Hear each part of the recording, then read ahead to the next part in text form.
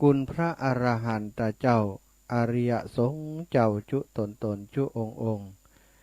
ได้เมตตาแผ่ปารมีมาเป็นนวโลกุตรธรรมโปกเก่าเกษาปกห่มรักษาครูบาอาจารย์พระมหาเถระพระเถรานุเถระเปื่อนสหธรรมิกสหพรหมจารีทุกรูปทุกองค์ปกห่มรักษาศรัทธาสาธุชนคนดีคนเฒ่าคนแก่อิป่ออิแม่ตั้งหลายที่ติดตามรับฟังรายการสารธรรมยามค่ำตั้งสถานีวิทยุในเครือข่ายคลื่นสีขาวเพื่อชาวประชาซึ่งออกอากาศจากวัดปากตางเจริญอำเภอดอยหล่อจังหวัดเชียงใหม่ส่งไปในเครือข่ายคลื่นสีขาวหลายสถานีด้วยกันสถาญาติโยมก็ถ้าลำปางก็จะเป็นสถานีวิทยุเพื่อการศึกษาวิทยาลัยสงฆ์นครลำปางถ้าเป็นตั้งเชียงใหม่ก็หลายคลื่นหลายสถานีเนาะซึ่งครูบาอาจารย์เปิ่นได้มีรายการไปตั้งสถานี 104.50 เมกะเฮิรตซ์วัดฝายหินมช100.25 เมกะเฮิรตซ์วัดพระบาทอุดมอำเภอฝาง 106.25 มนเสียงธรรมอำเภอแม่แจ่ม 98.75 วัดห้วยตองซักอำเภอจอมตอง 88.25 วัดศรีปันเงินอำเภอสันป่าตอง 89.50 บ้านทุ่งเรดิโออำเภอสันป่าตองและในระบบออนไลน์เนาะซึ่งเป็นลิงก์ของครูบาอาจารย์ในคลื่นสีขาวของเฮาก็ได้หรือว่าทางช่องทางอื่นอย่างเช่น YouTube เนาะทางครูบาอาจารย์ท่านพระครูสมุวิศวัตวรกิจโจผู้อำนวยการสถานีวิทยุ104.50 เมกะเฮิรตซ์วัดฝายหินได้เมตตาทำออกไปทาง YouTube โดยสถาก็เป็นอีกช่องทางหนึ่งที่สถาทั้งหลายสามารถรับฟังได้แล้วก็ไปทางแม่ขจารเนาะก็มีหลายสถานีที่ออกอากาศไปเนอะขอบคุณทางเจ้าของสถานีทุกสถานีที่ได้ร่วมโดยช่วยกันในการเผยแผ่พระธรรมคำสั่งสอนขององค์ชินวรสัมมาสัมพุทธเจ้าผ่านทางเครือข่ายคลื่นสีขาวได้มอบเวลาให้กับครูบาอาจารย์ในเครือข่ายคลื่นสีขาวได้มาจัดรายการกันวันนี้ศรัทธาญาติโยมก็คงจะแปลกพิเศษไปเนาะเพราะว่าอาตมาได้มาเข้ารายการซึ่งเวลานี้เป็นเวลาของครูบาอาจารย์ท่านอื่นแต่เนื่องจากว่าเปิ้นติดภารกิจกิจสงฆ์กิจนิมนต์ต่างๆบ่ได้เข้ารายการก็ได้มอบหมายให้อาตมาภาพเข้ารายการแทนจนไปถึงเวลา2 ทุ่มเนาะก็จะออกอากาศไปถึงตั้งเชียงใหม่เชียงรายพะเยาแปร่น่านก็ไปขยายไปหลายสถานีด้วยกันที่ลำปางตอนนี้ก็คงจะได้เกาะสัญญาณลิงก์สัญญาณไปเหมือนกันเนาะไปถึง2 ทุ่มซึ่ง19 ถึง 20 นาฬิกาก็เป็นเวลาปกติที่อาตมาออกรายการเนาะจะมี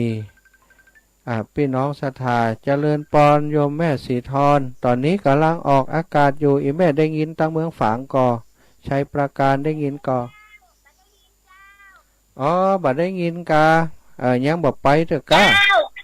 ยังบ่ไปถึงเถอะก้าได้เพราะแบบแผ่นท่าห้านออกรายการแล้วโยมแม่จะมีเรื่องสักหน่อยเด้อได้ก้าจบกันเนาะ2 ทุ่มพุ่นเนอะอีแม่เนอะสาธุจ้าตีกันเนาะเจ้าแม่อีแม่จะมีอย่างสักหน่อยเนอะอีน่ะอย่างจ้า ถ้าจะเรื่องกระเบื้องหลังคาก็อย่างกาประมาณนี้เนาะโยมแม่สีทรเปรมจิตชัยประการอยู่ชัยประการอำเภอชัยประการสถาญาติโยมชัยประการฝางถ้าตอนแม่อายก็ฟังจากวิทยุวัดพระบาทอุดมน้ำบ่อสาวาเนาะช่วงนี้ก็บ่แน่ใจว่าเป็นเกาะสัญญาณไปก่อลิงก์สัญญาณไปหรือไม่ บางครั้งบางทีอาจจะมีปัญหาทางเทคนิคเน็ตก็ดีไฟฟ้าก็ดีก็เป็นอุปสรรคอย่างหนึ่งในการจัดรายการเหมือนกันศรัทธาที่อาตมาอยู่ที่นี่บางทีก็มีปัญหาเรื่องสัญญาณอย่างตะวานี่โอ้ติดขัดคุกคักเกี่ยวกับเรื่องสัญญาณนี่ตลอดเวลาก็ถ้าเสียงเงียบไปศรัทธาญาติโยมก็โทรมาบอกว่าโอ้อาจารย์เสียงเงียบไปเสียแล้ว ก็ต้องติดต่อไปทางน้องๆที่คอยมอนิเตอร์ดูแลอยู่ทางสถานีเป็นวิการควบคุมโดยศรัทธาควบคุมโดยวิธีการมีตัวควบคุมอยู่ตั้งนอกเนาะสามารถใช้คอมพิวเตอร์เข้าไปควบคุมตัวสัญญาณต่างไปไหนได้ก็สัญญาณลิงก์สัญญาณช่วยกันไป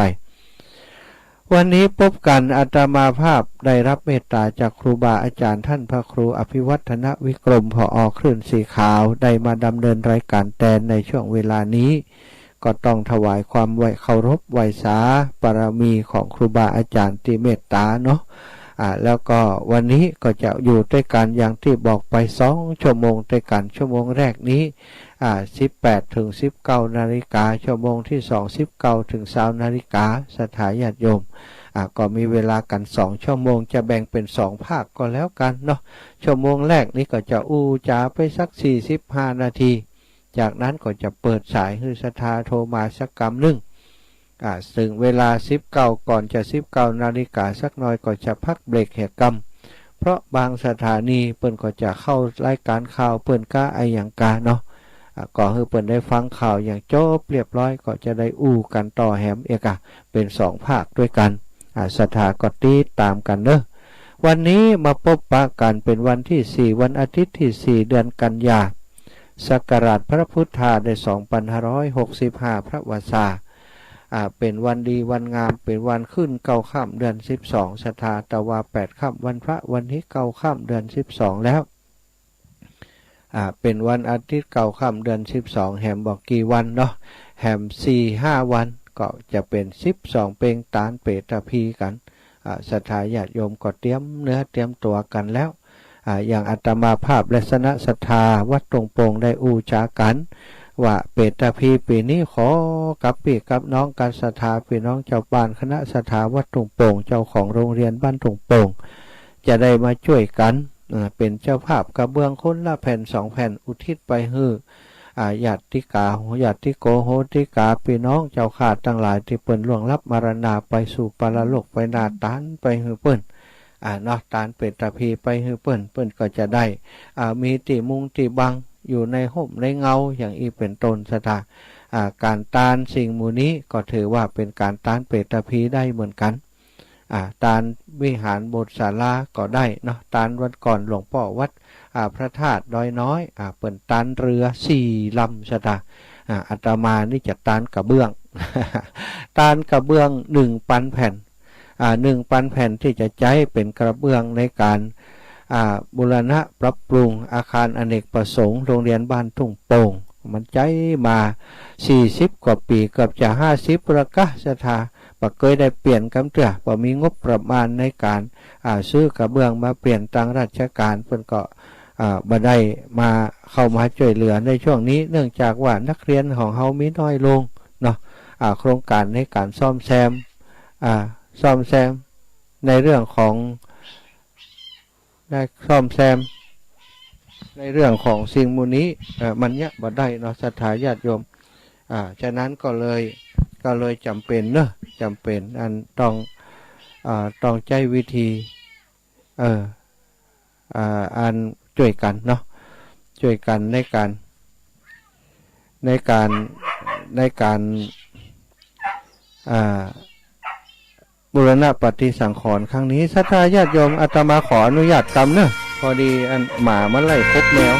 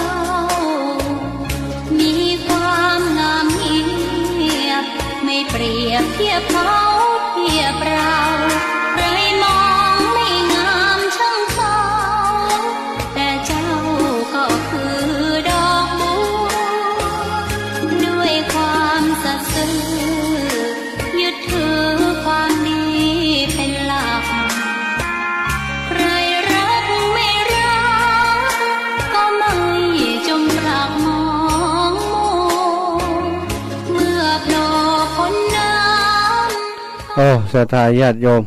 ขอสุมาอภัยด้วยเนอะทำไปช่วยแมวตายไปแล้วมากลับพอดี โอ้ยไม่เยอะกันแมวน้อยเนาะมันเปิดนั่นแม่เปิดกลับแมวน้อยข้ามไปแหมลายหนึ่งมาหันชัยมันไหลเปียเอาได้เงี้ยแงวห้อมไปพอก็อินดูเพื่อนนะทำไปพอตายได้ซะตาหมากำลังกลับเนาะอิดเหนื่อย ก็ศรัทธาญาติโยมในช่วงวันนี้เนาะเป็นวันที่4แต่ว่าเป็นวันพระวันนี้ก็ว่าเก้าค่ำแล้วเนาะแฮมบักกี่วันก็จะเป็นเป็ดตะพีที่ได้อูไปตะกี้ก็คือที่วัดของอาตมาที่หมู่บ้านของอาตมาจะได้ช่วยกันต้านกระเบื้องฮือกับโรงเรียนเพื่อจะให้โรงเรียนได้นำกระเบื้องเนี้ยไปซ่อมไปแซมไปเปลี่ยนเนาะไปเปลี่ยนหลังคาใหม่เพื่อจะให้หลังคาที่มันหัวอยู่นั้นหายหัวเหี่ยกรรมอินดูละอ่อนลูกหลานศรัทธาญาติโยมถ้าเวลาฝนหัวไปกินข้าวตีลงที่อาคารอเนกประสงค์หันเป็นที่กินข้าวของละอ่อนด้วยอีปออีแม่ทั้งหลายมีปัญหาหลายอย่างอยู่เหมือนกันนอกจากฝนหัวแล้วก็ยังมีเรื่องของขี้นกเนาะนกมันไปแป่งหางอยู่ตางบนหันมันก็ขี้ลงมาทำให้ละอ่อนลูกหลานของเขาได้รับความลำบากในการที่จะไปใช้พื้นที่ที่อาคารอเนกประสงค์อาตมาก็เลยได้ขอเมตตาครูบาอาจารย์ว่าขอออกรายการนี่พ่องเนอะอาจารย์เพื่อจะได้ช่วยลูกหลานนักเรียนโรงเรียนบ้านตรงโป่งที่อาตมาอุปถัมภ์อยู่ก็ได้รับเมตตาจากครูบาอาจารย์เปิ่นช่วยบอกช่วยกล่าวตัวอย่างท่านพระครูอภิวัตรก็ดีตุ้ลุงยองก็ดีครูบาอาจารย์ในเครือข่ายหลายรูปเวลาเปิ่นจัดรายการมีศรัทธาญาติโยมโทรมาขอหอมเรื่องของกระเบื้องมุ้งหลังคาเปิ่นก็รับผิดชอบดูแลโอนปัจจัยมาฮื้อเนาะอย่างตุลุงยองนี่หลายซองแล้วที่เปิ่นโอนมาแจ้งฮื้อมาแล้วก็ท่านอาจารย์พระมหาบวรวิทย์แฮมหลายท่านด้วยการติเมตตาเป็นสะพานบุญฮื้อซึ่งวันนี้ก็มีรายการเพิ่มเติมขออนุญาตก่อนจะอุจาวันนี้ก็ประกาศให้ท่านได้ฟังเฮียก่อนเนาะก็มีป้านานมีใจแก้วแดงโยมแม่กิ่งแก้วมณีเนตรพร้อมกับลูกหลานตานไปหาแม่อุ้ยดีเขียวตะเครือแม่อุ้ยปันเขียวตะเครือนายสมควรมณีเนตรเนาะรวมกันแล้ว300 บาทเนาะ300 บาทเป็นก็ได้เมตตาเนาะมาร่วมบุญกับอาตมาภาพครั้งนี้อนุโมทนาบุญกับโยมแม่กิ่งแก้ววันนี้เพิ่มเติมมาป้อศาลาน้อยแม่ญาติติ่งจอมฟองได้ร่วมเป็นเจ้าภาพ2 แผ่น100 บาทอุทิศไปให้ป้ออุ้ยน้อยแม่อุ้ยเหมยหนอแก้วแล้วก็แม่หลวงแก้วสุกเปงบ้านแจ้ซ้อนเหนือก็ร่วมบุญมาโดยแม่ต้อมเนาะเทพศิริบ้านโตกหัวจ้างตำบลพระบาทลำปางอันนี้ผมเพิ่นถวายไปที่วิทยาลัยสงฆ์เนาะถ่ายให้ท่านอาจารย์บวรวิทย์ไปแล้วนายบุญรอดนางพันนิพาสมฟื้นเนาะ10 แผ่นเนาะพี่น้องจากจันทบุรีพุทธศรัทธานายบัญชาคุณศศิวิมลปันนิกาไข่แก้ว10 แผ่นพี่น้องจากจันทบุรีเหมือนกันแม่ขันคำการซื่อ2 แผ่นบางออนแสงเป๊ก2 แผ่นนพรัตน์ปั้นรูป2 แผ่นขออนุโมทนาบุญกับโยมแม่ขันคำและครอบครัวเนอะแล้วก็มีคุณวัชราพรวันนี้เนาะวันนี้คุณแม่วัชรพรแม่ครูวัชรพรสุขพินิจบ้านปากท่อปาตันเชียงใหม่เป็นคุณครูเป็นแม่ครูอายุนักและศรัทธา80 ปลายแล้วอีแม่เป็นเจ้าภาพมาแห่ม300 บาทแล้วโยมแม่สิริวัลย์พัทรินเนาะจากแม่ริมเชียงใหม่ร่วมบุญมา200 บาทนางสิริพรนันทิวงศ์น้องสาวเนาะอดีตรองนายกองค์การบริหารส่วนตำบลวอแก้วร่วมบุญมา200 บาทอุทิศไปให้แม่มอนน้อยไขมหาวันอันนี้ก็เรียบร้อยไปเนอะสำหรับรายการของศรัทธาญาติโยมที่ร่วมบุญมาแล้วก็มีศรัทธาญาติโยมตัง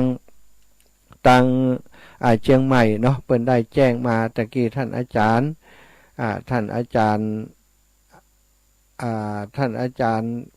วันใหม่อาจารย์ธนันทรเนาะอาจารย์วันใหม่เจ้าสำนักวัดเหล่ามนทาเนาะสำนักสงฆ์ที่พักสงฆ์วัดเหล่ามนทาได้ฝากประชาสัมพันธ์แจ้งมาว่ารายนามผู้บริจาคสร้างวัดเหล่ามนทา ในวันที่4 กันยา65วันนี้มีคุณธีรชัยมีชัยบ้านสันนาเมงเชียงใหม่อุทิศไปให้เจ้ากรรมในเวรตาลเอาไว้ไปนาจำนวนยอดทำบุญ100 บาทนางสาวอารีแสงสามบ้านสันสลีอำเภอเวียงป่าเป้าจังหวัดเชียงราย100 บาทแม่ไลแสนคำพร้อมครอบครัวบริจาคค่ากับข้าวเลี้ยงสลาวันนี้500 บาทสตางค์แม่ไลแสนคำพร้อมครอบครัวบริจาคค่าน้ำกาไฟให้กับสำนักสงฆ์ที่พักสงฆ์วัดเหล่ามุทาแห่ม200 บาทอนุโมทนาบุญเนอะครูบาอาจารย์ท่านพระครูอภิวัตรและพระครูกัลยาณประโมทตลอดถึงครูบาอาจารย์ทุกรูปทุกองค์ร่วมกันอนุโมทนาให้กับศรัทธาญาติโยมให้ท่านทั้งหลายมีความสุขความเจริญพบกันวันนี้ศรัทธาญาติโยมก็ขอนำสารธรรมเกี่ยวกับเรื่องของสิ่งจำเป็นในชีวิตของเฮาเนาะการที่คนเฮาเกิดมาในโลกมนุษย์นี้เป็นสัตว์สังคมมนุษย์เป็นสัตว์สังคมต้องอยู่ร่วมกันเป็นหมู่เป็นคณะเป็นกลุ่มเป็นก้อนศรัทธาบ่สามารถจะแยกไปอยู่คนเดียวโดยลำพังโดยบ่เปิ่งปลาอาศัยภัยได้แม้จะไปปฏิบัติธรรมอยู่ในแพะในป่าเนาะบัดเดี๋ยวนี้ก็เป็นไปบ่ได้แล้วมันก็จะต้องปฏิบัติธรรมอยู่ตามวัดวาอารามต่างๆตามสำนักที่เปิ่นอนุญาตให้สมัยก่อนนี้อยู่ที่ไหนก็ได้ในถ้ำในห้วยในห้องในที่ไหนก็ได้บัดเดี๋ยวนี้ติดกฎหมายของป่าไม้บ่สามารถจะทำได้คนเฮาเป็นสัตว์สังคมเป็นสัตว์ที่ต้องเปิ่งปลาอาศัยกันศรัทธาต้องเปิ่งปลาอาศัยกันต้องมีการมีงานติดต้องทำเกี่ยวเนื่องเกี่ยวข้องกันหลายอย่างหลายประการฉะนั้นในการที่เฮาเกิดมาเป็นมนุษย์พบพระพุทธศาสนาเกิดมาเป็นชาวไทยนี้เฮาก็จะต้องอาศัยพึ่งปลาซึ่งกันและกันป้าแก้วมีอย่างด่วนก็จะด่วนเจ้าอันตู้เจ้าลืมสองไผของเจ้านี่กะหอมกระเบียงลุงกำป้าแก้วพร้อมลูกหลานกระเบียง2 แผ่นเจ้าสาธุสาธุวันผูกก็เอาใส่เนาะตอนนี้ออกอากาศล่ะลำปางลิงสัญญาณแล้วยังบ่ได้ยินมีกับเพลงนี่ถ้าก็จะเป็นเพลงไปเป็นอย่างเนาะแจ้งละอ่อนไปละเป็นอย่างเนาะเดี๋ยวก่อนฟังตอน20 ทุ่มก็ได้สาธุเจ้าจ้าศรัทธาญาติโยมพี่น้องตั้งลำปางเนาะเปิ่นแจ้งมาว่าจะหอมเนาะเปิ่นก็ใครบอกให้ทราบก็แจ้งไปแล้วบอกไปแล้วเป็นสัตว์สังคมมนุษย์เฮานี้เป็นสัตว์สังคมต้องดูแลซึ่งกันและกันแต่การอยู่ในสังคมนี้มันก็มีหลายเรื่องหลายราวศรัทธาอยู่กับคนหลายมันก็มีปัญหามากมายที่ตึงดีตึงบัดดีเนาะถ้าอยู่ด้วยกันโดยมิตรไมตรีเอื้อเฟื้อเผื่อแผ่ปึ่งปาอาศัยกันมาสร้างปัญหาให้กันและกันก็อยู่มีความสุขแต่ถ้ามีคนบัดดีมาอยู่กับหมู่กับพวกกับสังคมของเฮาก็อาจจะสร้างความทุกข์ความยากให้คนในสังคมได้แล้วก็การอยู่ในสังคมสิ่งสำคัญมันต้องมีหลักเนาะมีหลักการมีกฎเกณฑ์อะไรอย่างต่างๆมากมายสมัยก่อนนี้อาจจะมาถึงกับมีกฎหมายเปิ้นก็มีหลักการในการอยู่ด้วยกันอย่างเช่นมีศีล5ให้รักษาศีล5ถ้าคนรักษาศีล5บริสุทธิ์ก็บ่จำเป็นต้องมีกฎหมายซะท่าแต่ก็ยังว่านะคนบ่เหมือนกันบางคนเนี่ยเปิ้นเป็นคนดีก็อยู่ด้วยกันก็บ่มีปัญหาเนาะคนดีก็บ่เบียดเบียนคนนั้นบ่เบียดเบียนคนนี้บ่ทำร้ายคนนั้นบ่จุร้ายคนนี้บ่กินเหล้าบ่เมายาแต่ถ้าว่าเกิดในสังคมนั้นมีคนบ่ดีขึ้นมาโลบางก็ยังว่าคน100 คนนี่มันจะรักษาศีลเหมือนกันกูคนก็เปลี่ยนไปบ่ได้เนาะอันนี้ในสมัยก่อนนะถึงสมัยก่อนพอคนมันแตกคอกออกมาแหกคอกออกมาเป็นคนบ่ดีทำให้สังคมป่วนปั่นขึ้นมาเพิ่นก็จำเป็นจะต้องมีผู้ปกครองอาจจะเป็นหัวหน้าบ้านเป็นนายบ้านเป็นกำนันเป็นหมวดเป็นกองยังก็ว่าไปในสมัยก่อนมีผู้ปกครองบ้านขึ้นมาเป็นผู้นำผู้ปกครองกลุ่มขึ้นมาถ้าไผ่ทำผิดทำบดีก็ต้องกำจัดออกจากกลุ่มไปจะต้องลงโทษมีกฎมีกติกากันเข้ามานอกจากศีลจากธรรมแล้วก็ยังมีกฎมีกติกาเข้ามาเพิ่มเติมแหมกฎกติกาคนเฮาบางทีมันก็วอกศรัทธาญาติโยมเปิ่นมีกฎแบบนี้มีกติกาแบบนี้มันก็แหกข้อออกไปเป็นแหมอย่างหนึ่งไปทำอย่างอื่นแหมก็ต้องมีกฎกติกาเพิ่มมาแหมเพิ่มมาแหมเพิ่มมาแหมติ๊ก อย่างในพุทธศาสนาของเฮาอย่างพระพุทธเจ้าในช่วงแรกของการประกาศศาสนานั้นบ่ได้มีพระวินัยซะท่าส่วนใหญ่คนที่มาบวชนี้พอบวชแล้วก็ปฏิบัติธรรมจริงปฏิบัติธรรมรักษาศีลจริงรักษาศีลบริสุทธิ์จึงทำให้บ่เกิดปัญหาอย่างแต่เหมือนเข้าคนบวชนักเข้าเนาะทีแรกก็เป็นเอหิภิกขุอุปสัมปทาเหมือนเข้าเพราะภาษาวกทั้งหลายไปประกาศศาสนาที่หันนี่มีคนมานับถือศาสนานักขึ้นพระพุทธองค์ก็อนุญาตให้พระสงฆ์องค์สังฆเจ้าสามารถบวชกุลบุตรกุลธิดาได้อันนี้ในการบวชกุลบุตรกุลธิดาได้ขยายขึ้นไปนักเข้าสถาญาติโยมทั้งหลายมันควบคุมดูแลบ่ทั่วถึงมีตึงคุณดีคนบ่ดีเข้ามาบวชแม้กระทั่งในสมัยพุทธกาลเองนะพ่องก็เป็นศิษย์ของพระสารีบุตรของพระอัสสชิของพระนู่นพระนี้ใจวิธีอนุญาตให้สงฆ์ยติจตุถกรรมพ่องเฮือถึงไตรสรณคมพ่องก็บวชแล้วในสมัยก่อนนอกจากเอหิภิกขุอุปสัมปทาที่พระพุทธเจ้าพระพุทธองค์ได้บวชเองพอคนมันอยู่กันนักกันหลายศรัทธาศีลก็ได้วินัยก็ได้ศีลธรรมที่พระพุทธเจ้าได้สั่งได้สอนวินัยที่พระพุทธเจ้าบัญญัติต่างๆนี้โอ้บอกเรื่องนู้นเรียบร้อยแล้วอีเนาะหายไปวางหนึ่งเอาสร้างเรื่องใหม่แหมแล้วพดไปปุ้นห้ามเรื่องนี้พดไปเรื่องนั้นห้ามเรื่องนั้นพดไปเรื่องนั้นกลายเป็นปัญหาใหญ่จนได้บัญญัติสิกขาบทได้บัญญัติศีลของพระสงฆ์องค์สังฆเจ้านี้ถึง227ข้อเสียละเอียดยิบไปหมดนะกฎหมายต่างๆที่หลั่งขึ้นมาในระยะหลังนี้เอารูปแบบจากวินัยสงฆ์มาใช้เหมือนกันนะสถาวินัยสงฆ์นี่มีเป็นหมวดเป็นหมู่หมวดนักหมวดเบานักก็คือปาราชิก4ฆ่าพระอรหันต์ฆ่าป่อฆ่าแม่ฆ่าพระอรหันต์ทำเลือดของพระพุทธเจ้าห่อทำพระสงฆ์ให้แตกกันนี่สถาอันนี้เป็นครุกรรมเป็นกรรมนักยกโทษบ่ได้คืออภัยโทษบ่ได้ต้องออกจากการเป็นพระภิกษุไปอย่างเดียวอวดอุตริมนุสธรรมบ่มีในตนว่ามีอวดเป็นวัดตัวบรรลุอรหันต์อันนี้ก็ขาดจากความเป็นภิกษุเป็นอาบัติหนักในพุทธศาสนาบัดเต้าอันสถาแม้กระทั่งคารวะญาติโยมฆ่าป่อฆ่าแม่ฆ่าพระอรหันต์เนี่ยห้ามสวรรค์ห้ามนิพพานด้วยอันนี้คืออันตรายสูงสุดในการในเป็นห้องว่าคุลุกบัตอาบัตนักสถาญาติโยมนี่ส่วนอาบัตเบาก็ไหลลงมาเบาถึงขนาดที่ต้องทำเข้าปริวัติก็ต้องโป่งอาบัตสะพะสะเปดสถาไหลมาเป็นอาบัตนักอาบัตอย่างกลางอย่างเบา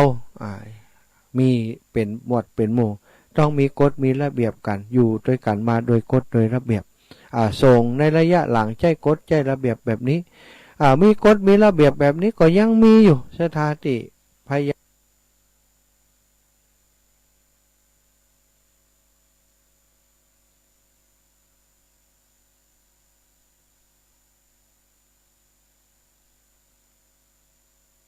ามแหกข้อแหกกฎระเบียบสมัยก่อนนี่ถ้าเปิดปาราชิกาไอยังกานี่อาบัตินักนี่เปิดก็ต้องซื้อขาละเพศไปแต่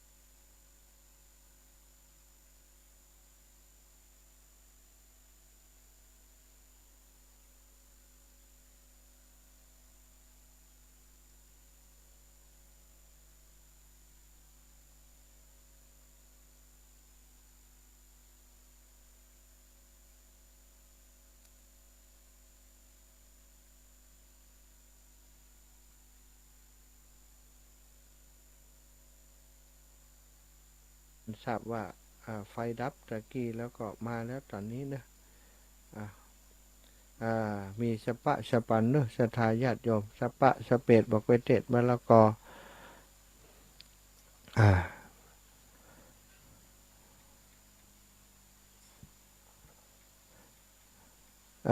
ยุ่งแล้วเนาะตะกี้ไฟดับเนอะท่านอาจารย์วันเดียวนี้ตอนนี้มาแล้วพระอาจารย์ถ้าเปิ่นเช็คอยู่ก็คงจะได้ดูแลอยู่เนอะสถาตอนนี้ก็สัญญาณตั้งเชียงใหม่บ่ได้ยินเนาะเงียบปิ้งไปเลยเพราะว่าไฟดับตะกี้มันมีปัญหาไฟดับเนอะ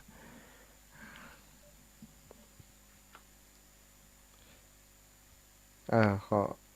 เช็คไปให้ท่านอาจารย์เพิ่นพอให้เนาะตอนนี้ไฟมันดับก็เป็นปัญหาอย่างนี้นะวูบไปกำเลยตังเชียงใหม่ขอฟังสัญญาณจากดีแล้วนะดีแล้วมาแล้วเนอะศรัทธาญาติโยมไฟมันดับเนาะตะกี้เงียบไปกำเนอะอาตมาขอสุมาอภัยกับศรัทธาญาติโยมที่ฟังอยู่ตังเชียงใหม่ไฟดับไปวูบหนึ่งตะกี้ก็ได้อู้ถึงเนาะก่อนที่ไฟจะดับนั้นได้อู้ถึงเกี่ยวกับเรื่องของการกฎระเบียบอย่างต่างๆในการอยู่กับสังคมเนาะในสังคมบ้านเฮาณปัจจุบันนี้ก็เหมือนกันศรัทธามีกฎหมายบ้านเมืองหลายมาตรากฎหมายรัฐธรรมนูญมีหลายมาตรากฎหมายตั้งฝ่ายบริหารก็มีกฎหมายของฝ่ายต่างๆมีหมดศรัทธามีกฎมีระเบียบแน่นหนากฎหมายรัฐธรรมนูญนี่ถ้าเขาบอกว่าเขาผิดกฎหมายแล้วเขาบอกฮู้อีนะบอกฮู้ว่ามันเป็นความผิดตามกฎหมายบ่ได้ศรัทธาบ่มีข้อแม้บ่มีข้ออ้างอย่างสักอย่างกฎหมายเป็นกฎหมายทำผิดก็ต้องรับโทษอันนี้คือเรื่องของกฎหมายบ้านเมืองเนาะทีนี้กฎหมายมันก็ทำให้คนอยู่ด้วยกันโดยเป็นระเบียบนักขึ้นแต่ถามว่าเป็นระเบียบนักขึ้นแล้วบ่ได้หมายความว่ามันจะมีความสุขกันทุกคนศรัทธาเมื่อมีกฎหมายอย่างอี้แล้วอย่างน้อยมันก็ทำให้ทุกคนมีกฎระเบียบปฏิบัติถูกต้องจะไปรังแกคนนั้นคนนี้บ่ได้แต่สำหรับพระพุทธศาสนานั้นถ้าไผ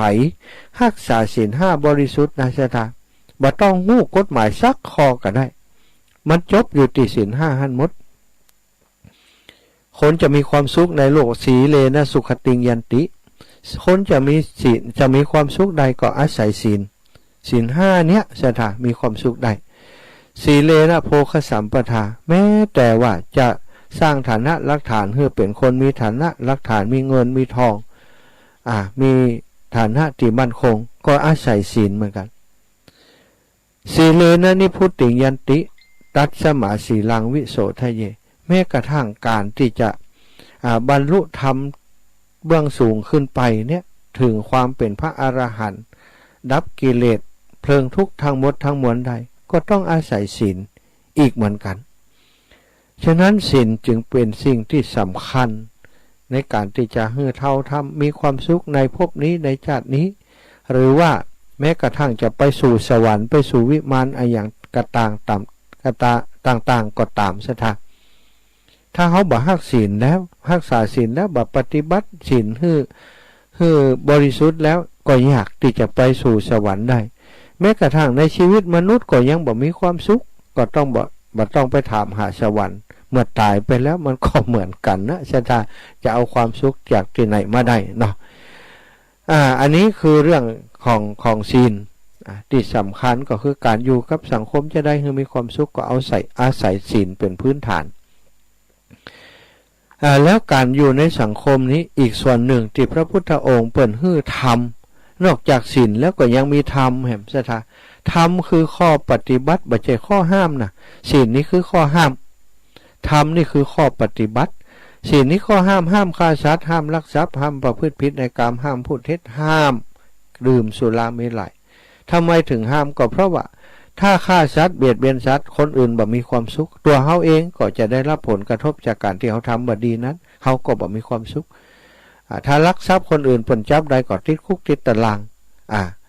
ถ้าประพฤติผิดในการผิดลูกผิดเมียเขาปลูกไผ่เมียมันปลูกไผ่ผัวมันก็ทุกข์ใจเปิ้นทุกข์ใจเฮาทุกข์ใจทำครอบครัวให้เปิ้นแตกแยกศรัทธาญาติโยมห้ามจุห้ามไล่ห้ามโกหกห้ามพูดหยาบห้ามพูดเพ้อเจ้ออันนี้คำว่ามุสานี่มันรวมไปถึงหมู่นั้นโดยนะศรัทธาบ่ใช่ว่าแค่จุนะพูดคำจาพูดเพ้อเจ้อก็พูดจาที่ทำให้เปิ้นแตกความสามัคคีกันอันนี้ก็อยู่ในข้อมุสาวาทเหมือนกันความทำผิดทางวาจาส่วนข้อที่5นี่สำคัญนักกว่าข้ออื่นนะนักจะได้ศรัทธาเพราะถ้าข้ออื่นรักษาได้แล้วไปกินเหล้าเนี่ยโอกาสที่จะทำข้ออื่นเสียไปโดยนั้นมีนักพอกินเหล้าเมาเหล้าก็อาจจะมุสาได้อาจจะประพฤติผิดในกามได้ง่ายอาจจะลักทรัพย์ได้ง่ายแม้กระทั่งอาจจะทำลายชีวิตของคนอื่นได้ง่ายฉะนั้นเพิ่นถึงบอกว่าข้อที่5ให้ระมัดระวังที่สุดถ้าบริสุทธิ์ทุกข้อก็จบข่าวเสียได้ก็มีความสุขในชีวิตเนาะนอกจากศีลแล้วยังมีธรรมที่จะทำให้คนได้อยู่ด้วยกันอย่างมีความสุขวันก่อนอาตมาได้ออกรายการไปแล้วส่วนหนึ่งละไปพ่องแล้วศรัทธาญาติโยมก็คือธรรมที่จะทำให้เฮาอยู่ด้วยกันอย่างมีความสุขก็คือธรรมที่จะครองใจคนตั้งหลายนั่นแหละเพราะว่าเฮาอยู่กับคนลูกคนทุกคนที่มีส่วนเกี่ยวข้องกับเฮาบอกว่าเป็นลูกเป็นเต้าเป็นลูกเป็นหลานญาติกาวงวานเป็นผู้นำหมู่บ้านเป็นพี่น้องชาวบ้านเป็นพระสงฆ์องค์สังฆเจ้าทุกคนสถานที่มีส่วนเกี่ยวข้องที่มาส่งมาพบปะกันต่างๆนี้ที่อยู่อาศัยร่วมกันนี้ต้องอาศัยธรรมในการที่จะทำให้อยู่ด้วยกันอย่างราบรื่นอย่างมีความสุขธรรมที่พระพุทธองค์ว่าเป็นธรรมที่สงเคราะห์ให้คนทั้งหลายอยู่ด้วยกันอย่างมีความสุขก็คือสังฆะวัตถุ4คือธรรมะที่สามารถครองใจคนทำให้เป็นเรียกว่าพุทธวิธีครองใจคนเนี่ยมี4ประการด้วยกันก็ทำหมวดนี้แหละศรัทธาก็มีทานก่อนมีทานมีการให้การแบ่งปันก่อนจากนั้นก็มีทานแล้วก็ปิยวาจาปิยวาจามันก็คือวาจาติดตรงกันข้ามกับมุสาวาทกรรมส่อเสียดคำพูดเพ้อเจ้ออย่างต่างๆนั้นคำว่าปิยวาจาจะตรงกันข้ามกับธรรมหมู่นั้นคนพูดเพราะก็จะต้องตรงกันข้ามกับคนพูดหยาบคนพูดจาอ่อนหวานก็ตรงขันข้ามกับคนที่พูดจาแข็งกระด้างอันนี้เป็นต้นสถาปิยวาจาตานปิยวาจาอันนี้มันจะทำให้ถ้าเขากันม่วนม่วนจาหวานกินหวานตั้นต้อมม่วนจาหวานกินหวานตั้มต้อมมันจะทำให้คนอยู่ด้วยกันอย่างมีความสุขอันนี้ข้อที่2ในการที่จะอยู่ด้วยกันอย่างมีความสุขตานปิยวาจาแล้วก็ข้อที่3นี้อัตถจริยาสถาวันนั้นถึงปิยวาจาไปแล้วเนาะน้ำฮ้อนปะเป็นน้ำเย็นปะตายน้ำฮ้อนนั่นอย่างว่านะสถาตัดใดที่มันฮ้อนตัดใดที่มันมีแต่คนจาฮือร้ายป้ายสีกันดุด่าว่าเก่ากันโกเลมังเลใส่กันบ่มีปิยวาจาใส่กันที่นั้นเป็นที่ฮ้อนน้ำฮ้อนป่าก็บ่อยู่หนีไปหมดสถามองใดที่น้ำมันฮ้อนเนาะตัดใดพื้นที่ใดแผ่นดินใดที่มีแต่คนโหดร้ายจาบ่เป็นจาบ่มีปิยวาจากระโชกโหกหักด่าทอกันกำหยาบใส่กันอย่างเงี้ยคนทั้งหลายจะอยู่บ่ได้สถาอยู่ได้ก็มีความสุขก็บ่อยู่ดีกว่าหนีไปอยู่ที่อื่นที่มันม่วนมันนั้นอันนี้เป็นห้องว่าป่าเป็นป่ามันหนีถ้าน้ำเย็นป่าตายก็คือปิยวาจาน้ำเย็นเอาน้ำเย็นเข้าลูบจากันม่วนจาหวานมีครับมีผมมีขะมีขามีพี่มีน้องเคารพกันตามซักกันโดยกรรมติอ่อนโยนกันโดยกรรมที่ทำให้ฟังแล้วลื่นหูสบายอกสบายใจอันนี้เรียกว่าปิยวาจาส่วนอัตถจริยานั้นศรัทธาญาติโยมเป็นข้อที่3อันนี้สำคัญที่สุดนะ ทุกข้อสำคัญแต่อันนี้ถ้าอูไปแล้วก็สำคัญนักหนาที่จะทำให้คนที่อยู่ด้วยกันอย่างมีความสุขเป็นเรียกว่าอัฏฐจริยาอัฏฐจริยาถ้าแปลตามตัวอัฏฐประโยชน์จริยาก็คือการประพฤติสถาการประพฤติเพื่อประโยชน์เป็นคำแปลที่ถ้าพอแล้วก็ฟังแล้วเพราะดีนะประพฤติตัวให้เป็นประโยชน์ก็รวมความได้หลายแง่ทั้งอัฏฐะอธิบายต่างปฏิบัติคำว่าประพฤติเป็นประโยชน์นี้ก็อธิบายความว่าทำตนให้มีประโยชน์เนาะสถานเนาะทำตัวให้มีประโยชน์บ่ได้เป็นกาฟ้าของสังคมอยู่ในสังคมแล้วมีประโยชน์กับสังคมหรือจะว่าทำแต่สิ่งที่เป็นประโยชน์ก็ได้นะคำว่าอัฏฐจริยาทำแต่สิ่งเป็นประโยชน์ก็ได้สิ่งใดเป็นโทษก็บ่ทำอย่างอีกก็ได้แต่ที่ถูกแล้วจะต้องรวมเอาความเข้าถึงกันถึงสองแง่นั่นนะเนาะจึงจะเป็นอัฏฐจริยาที่บริบูรณ์เรื่องนี้เป็นเนื้อแท้ของพระพุทธวิธีที่จะครองใจคนได้พุทธวิธีครองใจคนเนี่ยอันนี้คือเนื้อแท้ของมันมีต่างที่จะต้องอธิบายเป็นหลายประเด็นด้วยกันแต่เพื่อจะบ่ให้ศรัทธาสับสนศรัทธาจะได้รวบรัดประเด็นต่างๆพอเป็นแนวทางปฏิบัติให้ศรัทธาได้เข้าใจคำว่าการทำตนให้เป็นคนมีประโยชน์นั้นก็หมายความว่าคนที่จะครองใจคนอื่นได้นั้นต้องเป็นคนที่มีประโยชน์อยู่ในตัวคำว่าคนมีประโยชน์มันก็ตรงข้ามกับคนแบบมีประโยชน์อีปล่อยอีแม่เนาะเพียงแต่ตีความออกเท่านั้นความก็จะชัดเจนและเกือบจะบ่ต้องอธิบายอย่างแล้วนะบ่ว่าคนจะมีค่าตัวเพียงใดขึ้นอยู่กับประโยชน์สิ่งใดมีประโยชน์มากสิ่งนั้นก็มีค่ามากสถาสิ่งใดมีประโยชน์น้อยมันก็มีค่าน้อยสิ่งใดบ่มีประโยชน์ไปอย่างเลยมันก็บ่มีค่าสถาอีกอย่างเพื่อจะให้เขาอย่าใจง่ายน้ำหนักก็ดีปริมาณก็ดีรูปลักษณะก็ดีสถาเอาเป็นเกณฑ์วัดค่าของสิ่งต่างๆบ่ได้ตัวอย่างที่จะบอกสถาอย่างสมมุติว่าก้อนหินก้อนนี้น้ำหนักมีน้ำหนักหลายร้อยกิโลหลายร้อยกิโลนี้มีน้ำหนักหลายร้อยกิโลมีค่ากว่าทองคำก็สถามันก็บ่มีค่าเท่าทองคำแค่เฟื่องเดียวสลึงเดียวนี่ก้อนหิน100 กิโลนี่ก็บ่มีค่าเท่ากับทองคำน้อยเดียวเพราะทองคำเฟื่องเดียวหรือว่าสลึงเดียวนี่ขายเอาเงินเลี้ยงชีพได้มากกว่าก้อนหินนะก้อนหินนี่ดีบ่ดีก็คือขายบ่ได้ส่วนใหญ่ก็ขายบ่ได้นั่นเนาะสถาแต่ถ้าเอามาตุบกับมาโหม่กับเป็นหินน้อยๆแล้วก็ขายได้แต่คุณค่ามันจะเทียบกับทองบ่ได้เพราะฉะนั้นน้ำหนักก็ดีปริมาณก็ดีของสิ่งต่างๆบ่ใช่คุณค่าในตัวมันคนก็เช่นเดียวกันสถาใครเป็นคนมีประโยชน์มากค่าของเขาก็จะมีมากใครเป็นคนที่มีประโยชน์น้อยค่าของเขาก็มีน้อยใครบ่มีประโยชน์เลยมันก็คือบ่มีค่าเลยสิ่งเหล่านี้ทราบกันดีอยู่ทั่วไปแล้วเนาะทีนี้ทั้งคนทั้งของจะเป็นตีน่ารักก็ดีตีน่าฮักน่าจังน่าฮักน่าใครก็ดูที่ว่าดูกันที่ประโยชน์เหมือนกันซะท่าของที่มีประโยชน์ก็มีคนฮักมีคนห่วงแหนแม้แต่เสื้อผ้าเก่าๆขาดแต่ถ้าเขาหันว่ามันยังมีประโยชน์ใช้เช็ดเท้าได้คนก็จะใจเช็ดเท้าก็ยังเป็นผ้าเช็ดเท้าเนี่ยก็ยังฮักอยู่อย่างอีเป็นต้นซะท่าอันนี้จะได้จ้าอีแม่เจริญปอนอีแม่ว่าจะได้จ้ากำลังเต็ดอยู่เนอไปเชียงใหม่เจ้าอีแม่ได้โอนตังไปเดี๋ยวนี้ 1,000 บาทเด้ออีแม่หอมอย่างจ้า 1,000 บาทหลายคนเจ้าเจ้าเจ้าเนาะได้เนอะบ้านสีมุกเจ้านั่นนะอีแม่ส่งรายชื่อมาแล้วก้าส่งรายชื่อไปแล้วแต่ได้บอกบ้านบ้านสีมุกเจ้าเจ้าเดี๋ยวจะพอเนอะแม่เนอะจะเข้าไปพอเจ้าสาธุเนาะจะนั่งกาไฟเตย กระเบียงตัวหนึ่งโอ้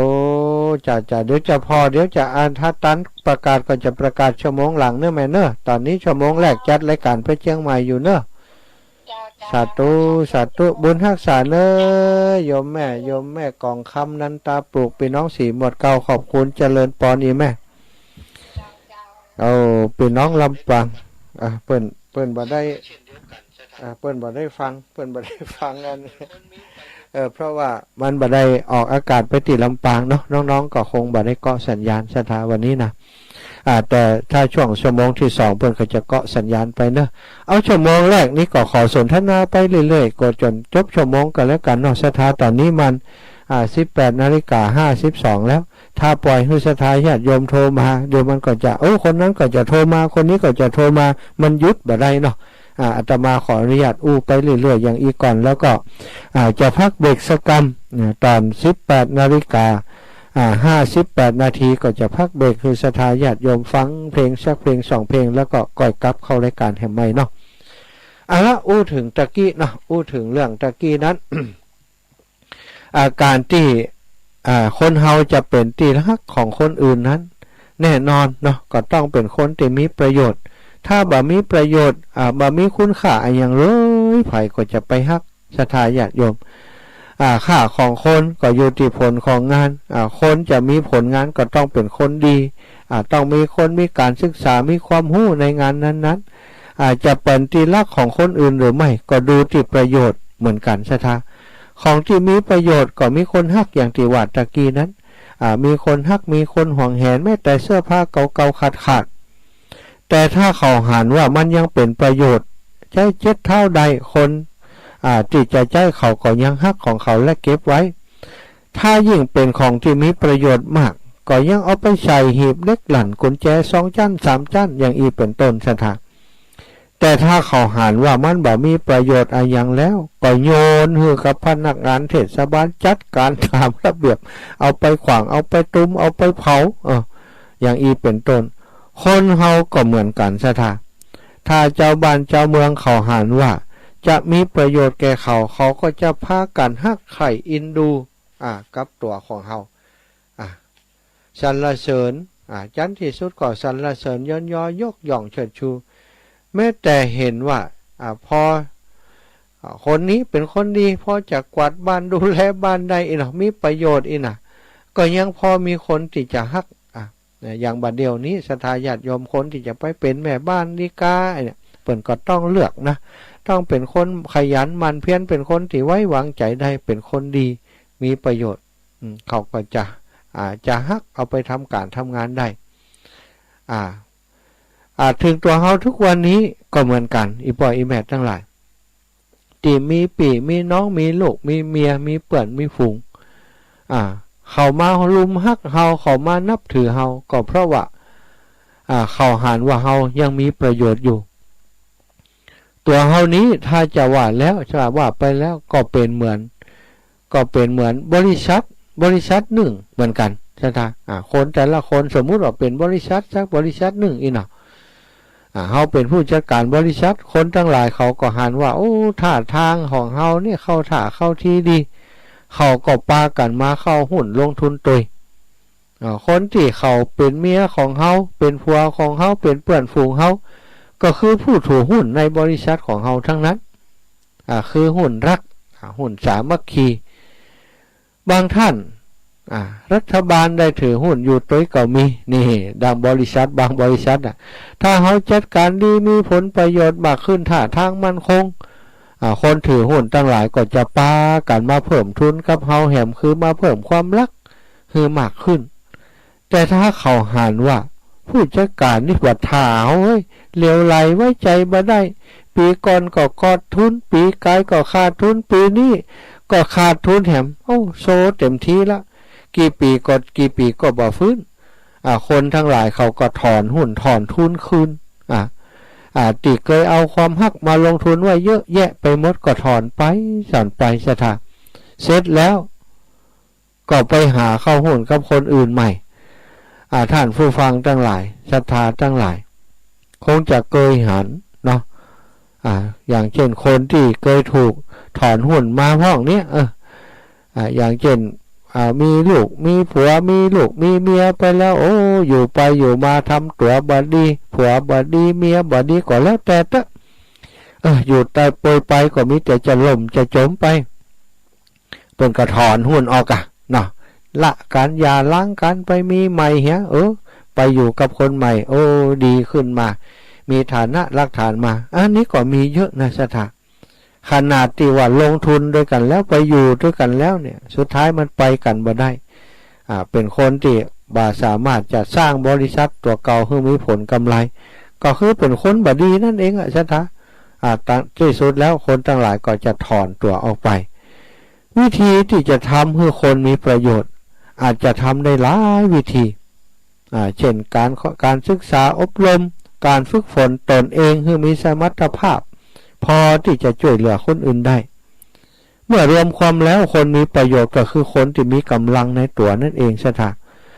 คือมีกำลังกายมีกำลังความคิดมีกำลังปัญญาและสุดท้ายก็มีกำลังทรัพย์นี่อย่างสถามันถึงจะทำให้คนตั้งหลายเนี่ยเปิดทางเขามีกำลังกายกำลังใจกำลังทรัพย์กำลังศรัทธากำลังปัญญาช่วยคนใดแล้วช่วยคนอื่นได้ก็จะต้องเป็นคนที่มีกำลังพวกนี้อยู่ในตัวคนใดมีกำลังแบบนี้มากก็ช่วยคนใดนักใครมีกำลังแบบนี้น้อยมีสติปัญญาน้อยมีทรัพย์น้อยก็ช่วยคนใดน้อย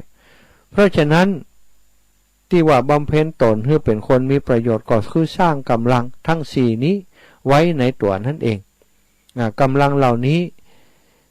แต่ละอย่างเป็นเสน่ห์จะทำให้คนมีความฮักมีความไว้ใจเข้ามาถือหุ้นเข้ามาอยู่ในครอบครัวในองค์กรในสิ่งที่เขาเป็นอยู่เขาทำยังก็จะมีคนเนี่ยเปิดหันว่าเขาเป็นคนมีความเสียสละบำเพ็ญประโยชน์ดีมีความรู้มีการศึกษามีปัญญามีจิตอาสามีความเสียสละเป็นก็จะฮักจะให้ความอุปถัมภ์ค้ำจูดูแลเขาศรัทธาญาติโยมสำหรับชั่วโมงต้นนี้พอเวลากำเนเวลาจับพอดี 18.58 ฉะนั้นอาตมาจะฮือศรัทธาญาติโยมฟังเพลงเหตุสักเพลงก่อนขออนุญาตพักเพื่อจะฮือตังสถานีบางสถานีเข้าสปอร์ตโฆษณาของรายการเปิดแล้วสกรรมก็จะเข้ามาพบปะกันแห่งใหม่เนอะช่วงนี้ขอพักเบรกสกรรมพบกันในชั่วโมงหลังเนาะศรัทธาญาติโยม